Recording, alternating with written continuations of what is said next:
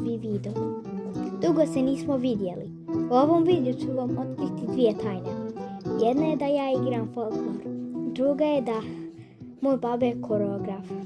A udruženje u koje ja igram se zove Kud Behar. On se nalazi u Göteborgu u Švedskoj.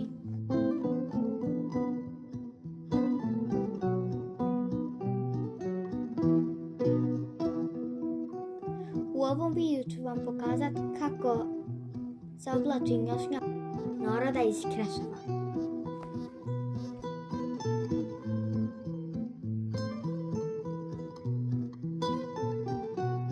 Od nošnje se prvo oblači košulja pa dimnje.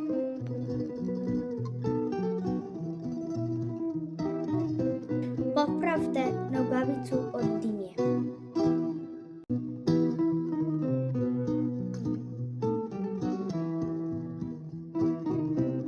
Zatim ide pojas oko struka.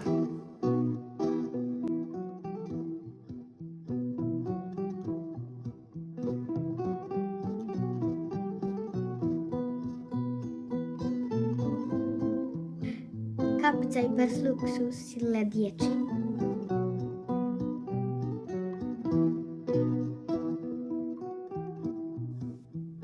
Sad mi mora babo popraviti kosu da možemo staviti maramu.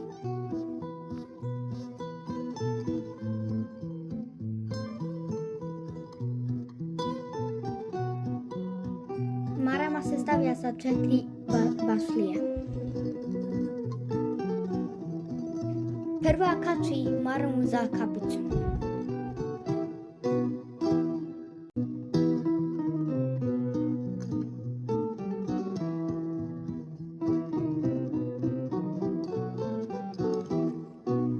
Druga kači jednu stranu persluka.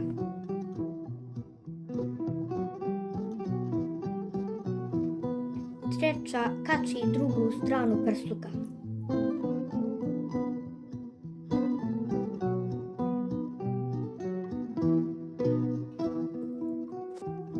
I četvrta ide iza persluka.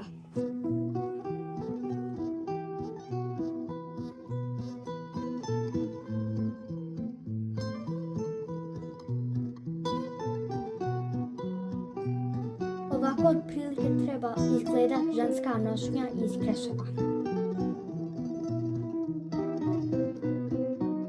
Pa da vam pokažem po koji korak iz Kreševa.